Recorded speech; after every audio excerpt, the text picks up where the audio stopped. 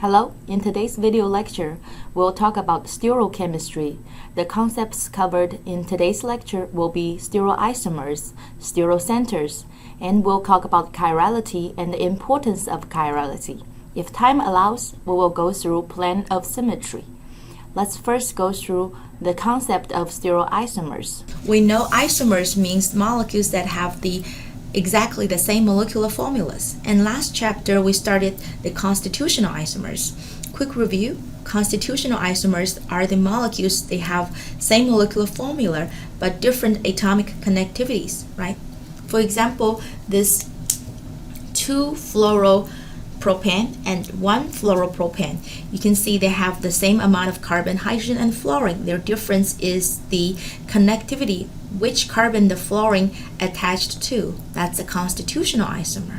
Well, today we'll talk about the stereoisomer. Unlike constitutional isomer, the difference between stereoisomers is not on the atomic connectivity, but on the arrangement of atoms. For example, this is a pair of stereoisomers.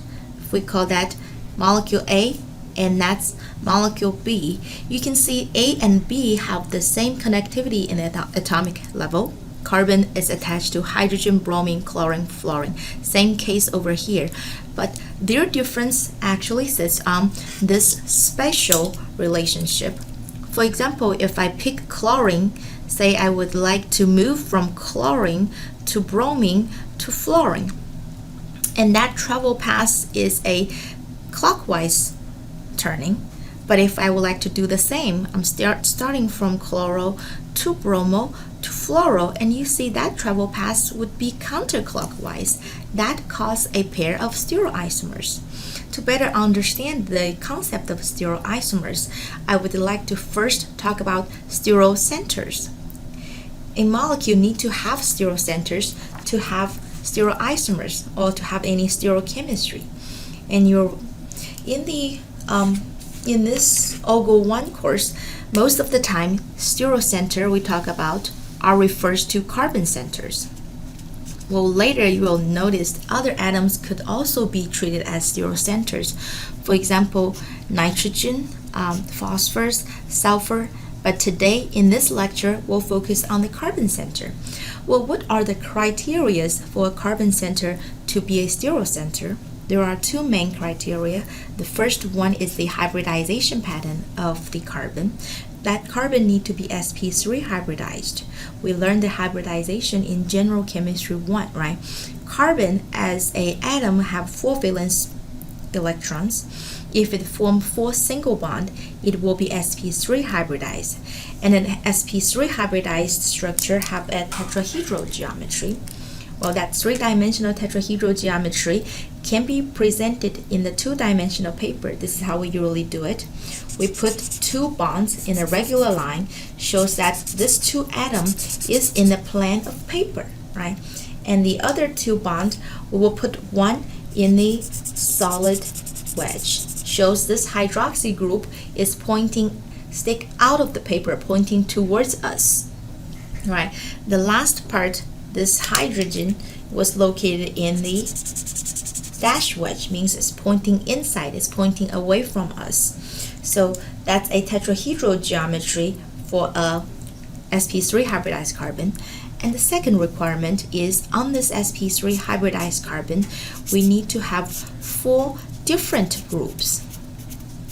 All right, take this case as example. This carbon is attached to chlorine, hydroxy, hydrogen, methyl. It's correct, that's 4 different groups. So this carbon center, we'll call it a stereocenter. Sometimes it was called a chiral center. All right, I would like to use these slides to reinforce the difference of the concept between a chiral center and a chiral molecule.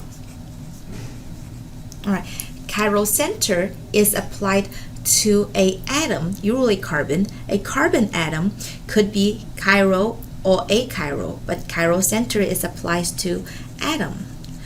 But a chirality or a chiral molecule is applied to the entire molecule.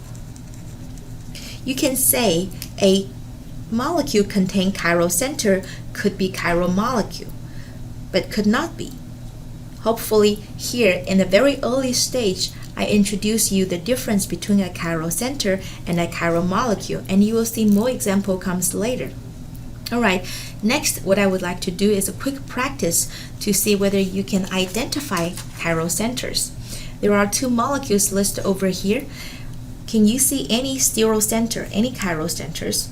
Well, if we follow the principles, first of all, in order to have a stereocenter, that carbon need to be sp3 hybridized.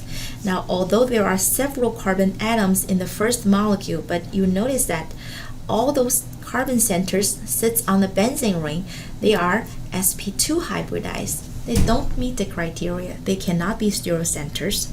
And next, let's look at this terminal carbon. We know that for skeletal structure, you don't have to show all carbon hydrogens, but doesn't mean it's not there, right? The terminal carbon usually present a CH3 unit, a methyl unit, with 3 identical hydrogen atoms. This cannot be a stereocenter. And this internal carbon is not hard to find out. It have 2 hydrogen atoms, so cannot be a chiral center. Let's check the last leftover carbon over here. This carbon center, 3 of the 4 bonds already been shown, 2 in the plane, 1 in the solid wedge. So let's add the fourth element over the fourth group over here. That's a hydrogen in the dash wedge. Okay, sp3 hybridized carbon, 4 different groups. Yes, that is a stereocenter. Actually, this is a molecule that we have seen in our daily life. This molecule is called epinephrine. Was used in the EpiPen, right? You know, if EpiPen was used to cure the severe allergic reaction. So EpiPen, the drug molecule included in the EpiPen is this epinephrine. Right? Let's look at the second example. We can quickly eliminate several carbons. Terminal carbon cannot be stereocenter. Internal carbon has 2 hydrogen on it, rule out. And this C2H5, please realize that this C2H5 is just a CH2, CH3 written together. It's a acyl group, right? In this acyl group, there are 2 carbons, but none of them would be stereocenters because they all have more than 1 hydrogen atoms on it. Now, if we check this the leftover carbon center, let's see, that carbon center has a bromine on it, and a methyl on it, and a acyl CH2, CH3 on it. And if we check the last chain, it's also a CH2, CH3, right? So there are 2 identical groups. This is not a stereocenter. So this is not a chiral molecule. Doesn't have any stereoisomers. Right. We have been talking about chiral centers, and we have not really touched base of the physical definition of chirality or chiral. Here in your textbook, a chirality was defined as an object or system have chirality means it is distinguishable from its mirror image, which means it is not superposed, it's not superposable with its mirror image. Right? A lot of molecules have chirality. For example, the drug molecules, the sugar molecules, the amino acids that we have in our body, they have chirality because it's a chiral molecule. DNA structure is chiral. The enzymes in most of the living, actually the enzymes in all living system, they are chiral. So those are the chiral molecules. Chirality, this concept is not only limited to molecules. You can also apply this concept to systems on object. You know, the spiral galaxy system is also chiral. It is not superposable with its mirror image. Now I would like to use a simple physical demonstration to show what a chiral object looks like. You know, the term chirality comes from a Greek word chiro, which means hand. So we can use our hand to finish this simple demonstration. Imagine there is a mirror. I have my right hand down here. I could draw the mirror image of my right hand, but you probably realize that if you put your left hand down, your left hand and your right hand are mirror image of each other. Thumbs align up, index finger, middle finger, ring finger, and pinkies, they all can align up. They are a mirror image of each other. Now let's see my right hand and its mirror image, whether they are superposable with each other. Now let me put them together. Well, if I have the palm, both hands palms down, back up, you will realize the finger is not aligned. My thumb is pointing to the different direction, so as my pinkies, right? If we switch a way to overlap them, let's do this way, where all fingers can overlap. The problem is my right hand has palm down, my left hand have palm up. So long story short, your hand is a chiral object. It is not superposable with its mirror image. Apply this to chemistry. If I have a molecule, right, sp3 hybridized carbon center, 4 different groups, and let's put its mirror image in here. Oh, wait a second. The mirror image of this molecule, right?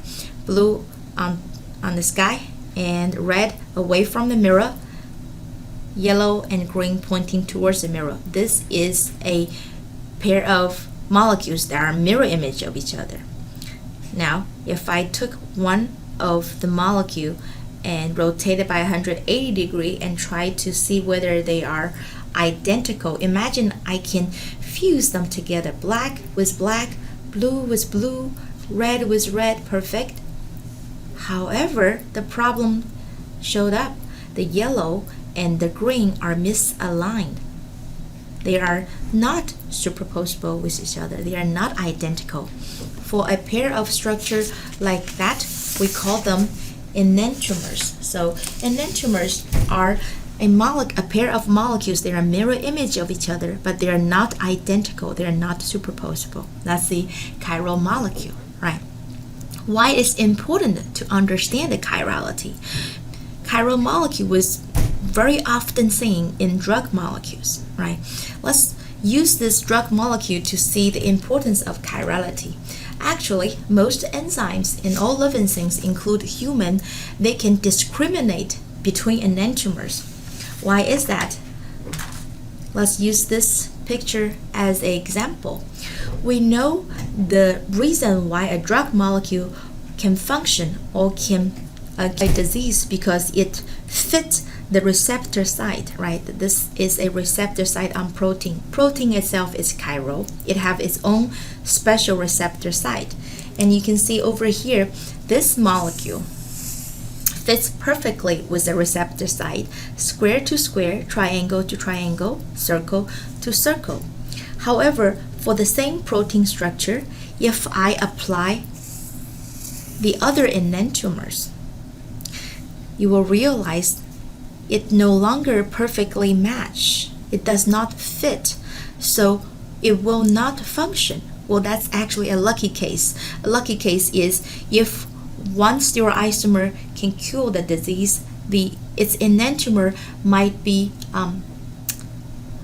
physiologically inactive, or if it have any side effect, the side effect could be tolerable. However, there are unlucky cases. I'm not sure whether you heard the story, Thalidomide Story. I'll add a link to this video, so if you want to know more, you can read a complete story and look at another complete video introduction of this thalidomide tragedy. But today in the class, we'll just show you a short version of that. Thalidomide is a drug that was first marketed in 1958 in Europe. It was first used as a sedative. 1 year later, doctors start to prescribe the thalidomide to pregnant women, try to ease their morning sickness. Well, now we already know the stereochemistry and the stereocenter. It's not hard to see that. You should be able to notice that there is a stereocenter in the thalidomide molecule. And this carbon is a stereocenter. If this molecule contains a stereocenter, you can draw a pair of enantiomers. Indeed, it has a R enantiomer and an S enantiomer, right? But during the time when the thalidomide was on the market, both enantiomer was included in the pill. The tragedy happens because indeed one of the enantiomers, the R enantiomer, can ease the morning sickness. However, the S enantiomer would cause a horrible birth defect. And in the next year, about 12,000 baby was born with birth defect. And the birth defect, they have deformed limbs. So that is the tragedy of thalidomide.